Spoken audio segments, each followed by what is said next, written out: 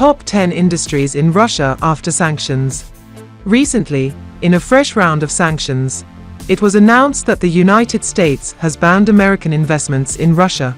Moreover, it has tightened restrictions on Russia's largest financial institution, Sberbank. So, how have the sanctions impacted various industries in Russia? You will find out in this video. Hello everyone and welcome back to my YouTube channel. In today's video, we are going to take a look at the top 10 industries in Russia after sanctions. Before we begin, make sure you subscribe to this channel and like the video. Number 1. Agricultural industry. Fertilizer prices are at an all-time high. Farmers throughout the world are lowering their use of it and the quantity of land they are growing as a result of the Ukraine-Russia conflict, which has some agriculture industry veterans predicting food shortages. Sanctions imposed by the United States on Russia, a significant supplier of potash, ammonia, urea, as well as other organic fertilizers, have interrupted supplies of those critical inputs all over the world. Farmers are desperately trying to make changes. Some growers are thinking of converting to crops with lower fertilizer requirements. Others intend to cultivate a smaller area. What are your thoughts on this? Number 2. Telecommunication industry. In a globalized economy, Russia and Europe are discovering the difficult way not to rely greatly on a few key suppliers. In nations such as Germany, it is Siberian gas that warms homes in the winter, a resource that Russia has recently threatened to ban. Russian providers have stopped responding to the sole non-Chinese providers of all mobile phone network generations, as Ericsson and Nokia put a halt on Russian delivery just days after Russian President Vladimir Putin launched troops into Ukraine. Unless that suspension is unexpectedly short-lived, it might have enormous implications for Russian mobile giants Megafon, MTS, and VEON. According to the figures, Russian operators invest between $240 million to $420 million per year in Ericsson and Nokia RAN solutions. To put things in perspective, MTS, Russia's largest operator, invested $710 million in 2020 on expansion plans, both fixed and mobile. Number 3. Chemical industry. Due to sanctions enforced on Russia by Western countries, the Russian chemical industry is having difficulty obtaining international equipment and machinery. The United States and the European Union have implemented sanctions against high-ranking individuals, as well as bans on the import of arms, specific oil research and extraction technology, and dual-use hardware that may be employed in these industries. This is delaying plans for plant modernization that have been in the works for a few years. According to Viktor Ivanov, a large percentage of Russia's largest chemical producers have bought new machinery to complement what they can already use in their manufacturing processes overseas. Ivanov claims that a substantial amount of this technology is bought at Moscow trade shows like Interplastica and others. However, due to import restrictions, fewer exhibits will be shown at trade shows in 2015, limiting enterprises' access to the most up-to-date equipment and gear. Number 4. Mining industry.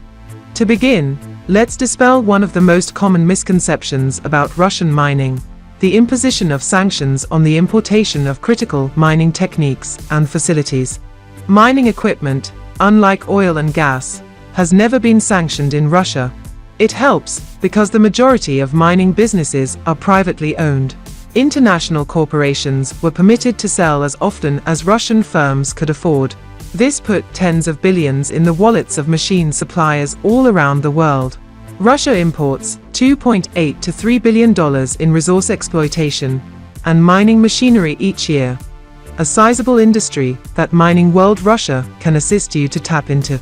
Russian mining has a bright future. Importantly, there are still shortages in supplies of critical machinery and equipment, so exporters have plenty of chances. Number 5. Automotive industry. In many nations, the car industry is a crucial part of economic development, creating jobs and executing the country's technological skills, along with related businesses and allied industries. The current research focuses on describing the influence of sanctions on the crisis progression. During the sanctions period, the Russian automobile market has seen a drop in sales and a reduction in manufacturing.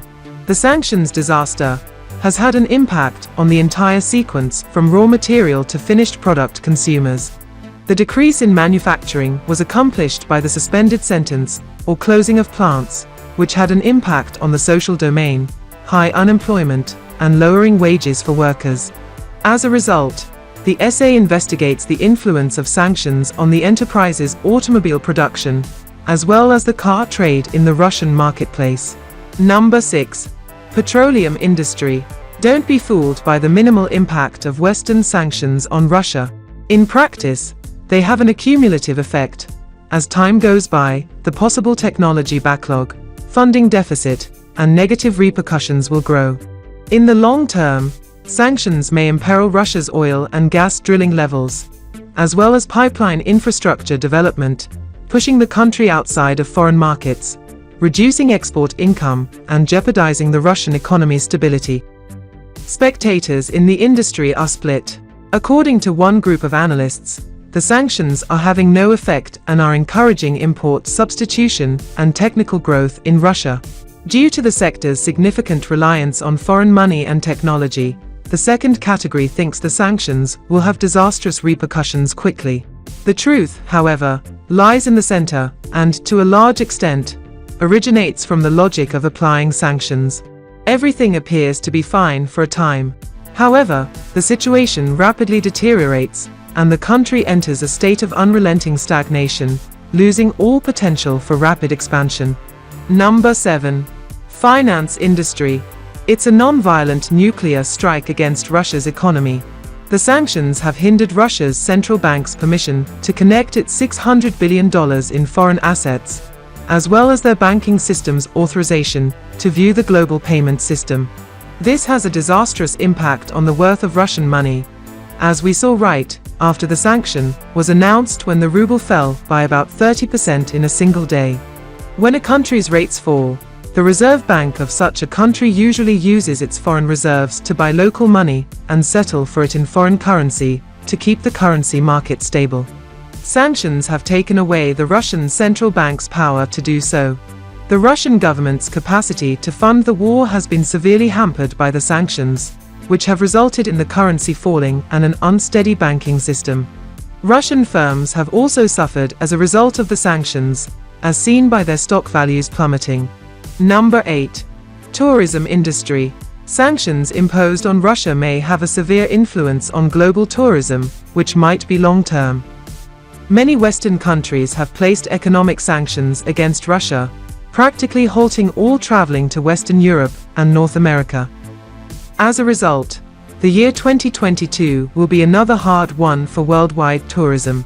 Russia is Europe's third-largest source market, according to Global Data's Tourism Requirements and Flows database, with 25.5 million outbound trips expected in 2021. Although European governments are well aware that sanctions would inevitably harm the economy, few businesses will be hit more than tourism, which is now under pressure. Number 9. Food industry.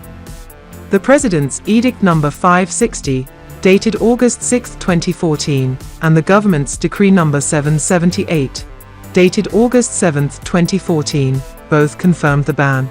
Chicken meat, fish and meat, dairy products, even cheese, veggies, fruits, nuts, as well as various other foodstuffs and ready-made meals, are all prohibited under the decree. Wine and beer, grains, spaghetti, olive oil, baby food, and beverages are exempt from the restrictions. The prohibition is in place for a year, but it can be lifted early if necessary. Number 10. Defense industry. These sanctions have influenced many worldwide businesses based in the United States, Europe, or elsewhere. More than 400 big firms have left, discontinued, or scaled back their operations in Russia, according to the Yale University School of Management. Many of the companies Yale has documented are in the consumer or business-to-business space. The defense industry in the United States, as well as companies working in NATO countries, were mainly absent from this category. Given the Pentagon's prohibition on defense contractors employing Russian primary materials or parts, this makes sense. Nonetheless, the sector is vulnerable in two areas: titanium itself, as well as the distribution network for titanium parts. That's all for today's video, and thanks for watching it. If you liked it, make sure you give it a thumbs up and share it with your friends. And while you are here, click to watch one of these two videos appearing on your screen right now. I will see you there. Take care and stay tuned.